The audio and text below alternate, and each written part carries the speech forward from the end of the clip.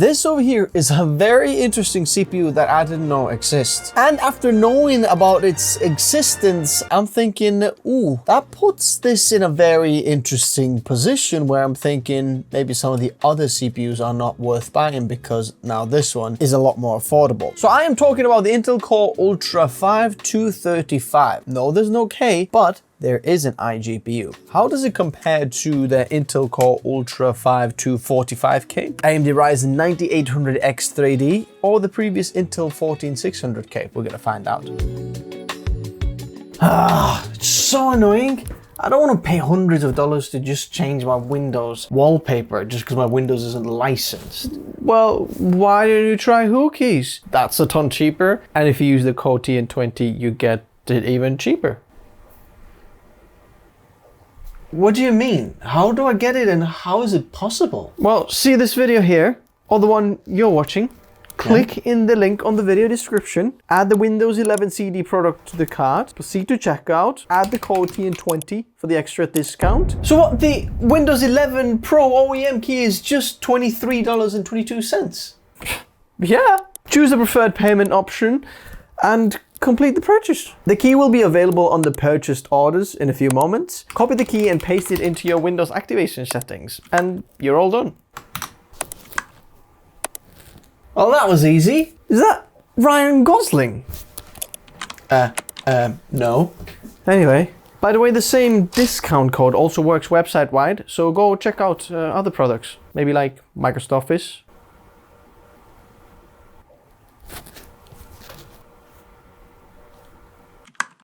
So I want to start with the Core Ultra 5 235. It is for the, obviously, Ultra 200 series. And it comes with a cooler, which is a huge thing because it doesn't pull a lot of power. So you get a free cooler with the CPU. You'll see it's going to have some thermal paste pre-applied. And it's the usual Intel CPU cooler that you kind of just pop in and Bob's your uncle. There we go. It does that. This is not RGB, it's just plastic and it's a downdraft cooler. For that power draw, it's all right. Is it enough? Sure. Could it be better? Yes. So if you do want to upgrade your cooler, I'm going to leave some options in the description below. For only $10, $20, something like that, you can get a lot better cooler than this. Then the second thing I have noticed that the shape of this IHS on this CPU is completely different. It's really, really odd. At first I got this and I thought, did I get a fake CPU? Because this looks so weird. Now I'm going to compare the 245K and the 235K on the right. So as you can see, the one on the right has almost the IHS kind of cut down a lot smaller. So I'm not sure why doesn't it go all the way like we have on this side. I don't know if they ran out or if the Core Ultra 245K has something on the top. I'm not exactly sure what's going on. In terms of SMDs on the CPUs, they're exactly the same. If I'm looking underneath, you can see that the K version on the top there has a few more SMDs compared to this one here that's a little bit more empty in there. This bottom bit, again, is a little bit different. They're not exactly the same, so I'm not sure what's going on here, but it seems like there's quite a bit of a different design. Now, I want to take the Core Ultra 7 265K on the side. So what you see here is 45K, 65K, and then the 35. And you can see that the K versions have a lot different. They have the same button basically. And the non-K version, they're just different. Even though the socket and all the actual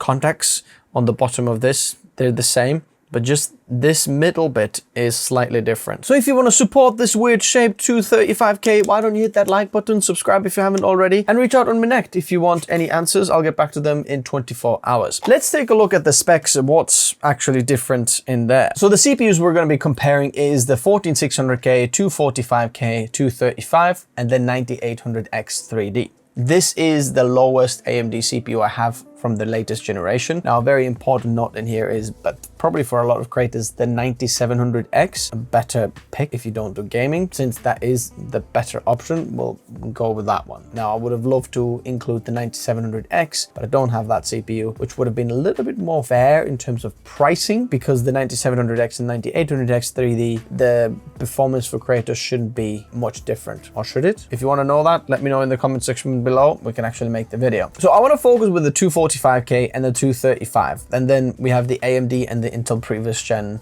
or as a reference. 235 is also 14 core, 14 thread CPU. The turbo frequency is 200 megahertz lower, only 5 gigahertz. The base frequency of the P cores is 3.4 gigahertz compared to the 4.2, so that is 800 megahertz lower. That's quite a bit. The base frequency on the E cores is 700 megahertz lower at 2.9 gigahertz compared to 245K. And then we have the E cores max turbo frequency, which is 200 megahertz lower. So the turbo frequency on both E cores and P cores is 200 megahertz lower, and then the base frequencies have lowered quite a bit. The max PCIe generation is PCIe 5, and the PCIe lanes we have now is 24. Interestingly, we've got 4 more extra compared to the previous generation, and now we're matching it with AMD. The RAM supported is DDR5, no DDR4 support anymore. The cache is exactly the same as the 245K and the L2 cache as well. In terms of the base power, we're now at 65 watts compared to the 125, which is quite a bit lower, and the max turbo frequency is 121 watts. In terms of the GPU inside, it is exactly the same GPU as far as specs can tell on the 245K and 235. It does have an NPU as well, which previous generation Intel and AMD don't have right now. And it's the same on 245K as on 235, and it produces 13 TOPS of power. Interestingly, Intel is using TSMC's 3nm node here. N3B is what it's called. So it's a little bit more, more efficient or more transistors, or anyway, smaller, better, that's the right word, better than what AMD is using for their 9800X 3D, which is known at 4nm TSMC node. Now, Intel is a little bit, let's say, struggling here with their chip manufacturing, and that's why they're going to TSMC and then using the chips in there and then building their architecture on their chips. Intel would love to make their own, and I think there's good news, and I'm rooting for Intel here because that would make the whole competition a little bit better. But right now TSMC is massively winning it all. I think then Intel and Samsung are their chip manufacturers that are kind of trying to keep up with TSMC. But there are some news that Intel's 2nm process, or 1.8 what Intel calls it, I think, and that one is looking to be pretty good, and I'm hoping this is as good as some of the news and speculations are saying, because that would mean that Intel's kind of back in the game and not the underdog, which they are right now. They're trying to beat AMD, but AMD is kind of winning the race in terms of chip manufacturing. So if you agree with that, hit that like button. Let me know what you think in the comment section below. Are you rooting for Intel, AMD, Apple, somebody else? Pricing, we're going to talk about in the end of the video. Testbench setup. I'm going to tell you what the Core Ultra Testbench setup is. And then if you want to check out the other Intel 14th gen or AMD 9000, then I'll leave them in the description below. We've got Gigabyte Z890 Aero D for the motherboard. Oh, beautiful, great motherboard. We've got 64 gigabytes on Kingston Fury Renegade 6400 megahertz UDIMs. We're using an RTX 4090 for this, 360mm AIO, Gen 5 SSD for the operating system, and the Samsung 980 Pro 2TB for the project drive. And then finally, 1000 watt Phanteks amp power supply to power it all. If you want to check them out, I'm going to leave the links in the description below. Now, we're going to talk about the memory support. This is something that actually has changed, and a lot of reviewers don't talk about that. But Intel recently launched Boost Profile. If you don't know what I'm talking about, go check out my video, but I'm going to do a very quick conclusion in here. But if you want to go into the details, we'll show that in there. So the K CPUs, 245K, 65K, and 85K, as well as the Ultra 7 265KF and 45KF on the Ultra 5, they all support a Boost Profile. Interestingly, Intel doesn't support it on the KF of the 285K. I don't know if there is non-KFs available, but that's not actually on their material. The Boost Profile doesn't just give them a little bit of an extra boost and upgrades a lot of the kind of microcode and die-to-die kind of connection and how they talk to each other, because there's multiple dies inside. It actually also increases the official IMC memory support.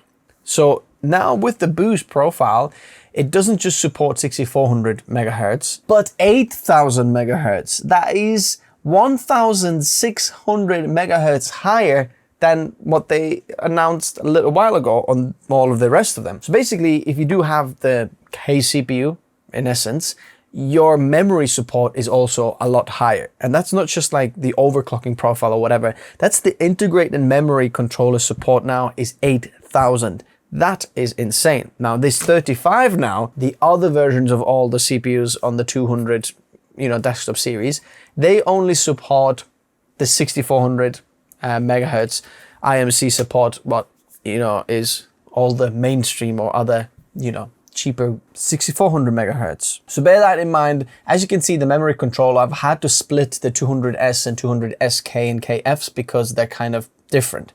Now that is with 2 DIMM slots, and I don't want to go too much in detail in here what this actually means, 2 4 DIMM, because there's CU DIMMs as well, but really what I've found is there's a CU DIMM offers you probably more stability, but the UDIMM 6400 will work as well. And if you have 8000, I think then there is a little bit more important whether you're using CU DIMMs or UDIMMs, because CU DIMMs will give you a little bit better and faster RAM speed. The boost profile also supports a little bit better speeds on 4 sticks. Intel here supports better 2-stick and 4-stick RAM configurations, faster speeds officially, and that is how I am benchmarking them as well. That being said, I am actually contradicting myself here as well, because the Ultra 5 245K I haven't retested. So this is the initial test when it came out. There's a lot of BIOS updates and then the boost profile that I can put on it as well, so the performance can increase a little bit. But I've been benchmarking these CPUs every single day, 24/7, and then something new comes out and then I have to redo everything. I just haven't had a chance this, but I think this information is still helpful for you. But just bear in mind the 245K with the boost profile, you can get a little bit more extra compared to the performance profile that I have tested this with. Looking at the benchmarks now, Cinebench R24, in terms of CPU power, let's take a look. Our 235 is going to be the baseline and all the other CPUs will be compared against it. The 14600K is actually 6% faster in the single core scores and about 30% faster in the multi-core scores. That is very, very interesting, and I did not expect that, especially if you know the price point of the 14600K, which we'll talk about later on. But there's a big but. This Cinebench doesn't show the whole results, which you'll see in a minute. The 9800X 3D with 8 performance cores and 16 threads, so a little bit more threads, has 13% higher single core score and about 30% higher multi-core score.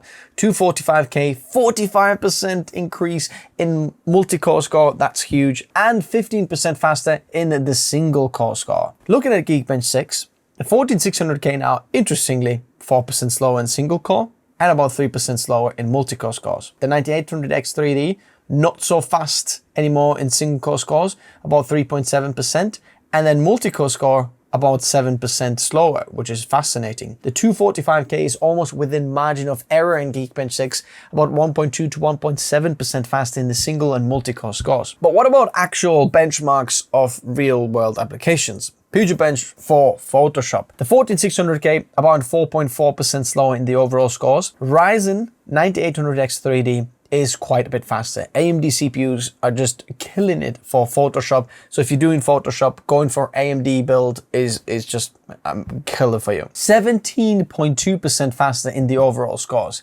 That's ridiculous. 245K is about 5-6% slower in the overall scores, but a little asterisk here again is if you go with a boost profile and get faster memory, it's going to be faster, but also more expensive. If you want to match the 6400 megahertz with 8000 megahertz RAM, there isn't really that available right now. Yes, Intel supports that, but you're going to have to pay very expensive bucks to get that.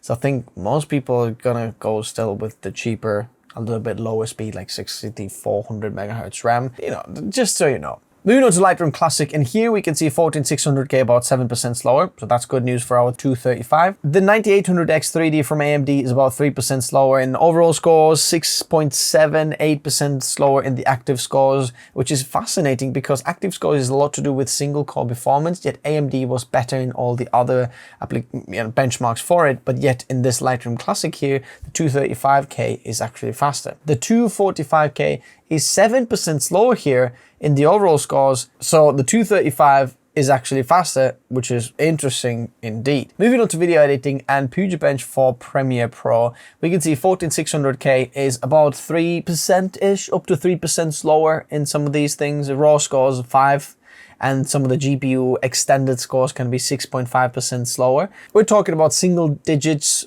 in the lower single digits slower 14600K. The 9800X 3D is a little bit more slower here. The overall scores 5 to 6% slower in the overall scores.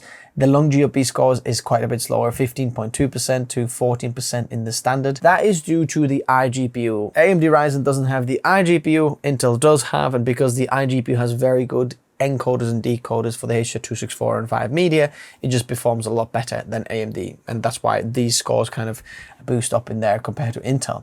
But the rest of them, they're not that much different. Couple of, you know, lower single digits slower, so GPU effects about 5% slower, raw scores about 6% slower, but then interframe again a little bit faster. So overall, AMD a little bit slower. Now, the interesting thing here is the 245K. The overall score, almost within margin of error. The extended overall score is literally less than 1% different. The standard overall score is 2.7% faster, but then the long GOP score, interestingly, is a little bit lower, which is interesting. Interframe a little bit faster, raw scores a little bit faster. The biggest difference I can see is the raw standard score on the 245K is faster. I bet that's because of the boost profile of encoding. It can boost a little bit longer 245K compared to the 235. But I'm happy to see that the 235 actually keeps up with the 245K very, very well. After Effects, as much as I would love to give you these benchmarks here, I'm not gonna.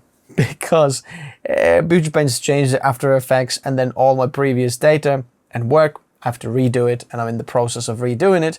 I could give you the 235 scores, but that wouldn't mean anything compared to anything else. So hit that like button for support for After Effects, or just type in capitals After Effects in the comments, and then I'll know you want it. Moving on to DaVinci Resolve, here the 14600K is about 3 to 3.5% slower in the standard overall and extended overall scores. Now, the overall basic score here, it has to have a little bit of an asterisk, because the basic score is tested with the DaVinci Resolve free version, which can't utilize all of the hardware, and there we can see a little bit of a bigger difference, about 10%. If you're a creator in DaVinci Resolve, the biggest upgrade you can do is not upgrade your hardware, but upgrade your license. Please do that before you upgrade any of the hardware, because as you can see, you can get literally a generational leap by just upgrading that software, because it's just crippling your hardware. Now, long GOP on the 14600K is 17% faster, and that is something I have noticed with all the Ultra 200S CPUs.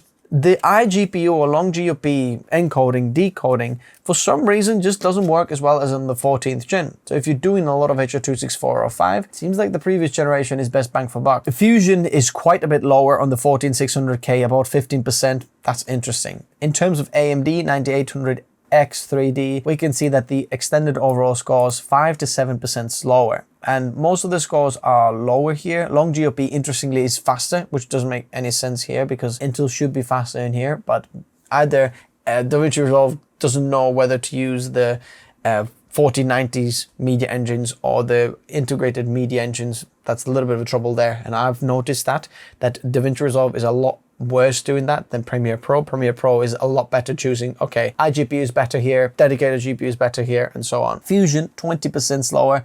That's quite a big thing. Now, the 245K, interestingly here, is slower at pretty much everything. Just everything is slower. Now, it could be because it's earlier and now the newer versions are a little better and more optimized, and DaVinci Resolve has got better support. But let's just say the 235 is very, very impressive against the 245K. Let's take a look at 3D performance. Now, Blender, I'm using Blender 3.6 because the newer Blender 4 and 4.4, they actually make the CPUs slower. So anything above 3.6 makes the CPUs perform slower. And for my benchmarking system to still make sense and show you the best performance, I'm keeping it at 3.6. The 14600K is 4 to 15% faster. That's ridiculous. 14600K, a lot better. We do have more cores and more threads, which for Blender actually makes a difference. AMD 9800X 3D in Monster, kind of about the same, only 1% slower. But then Juncture and Classroom Scene, 18+% faster, 19% faster. That's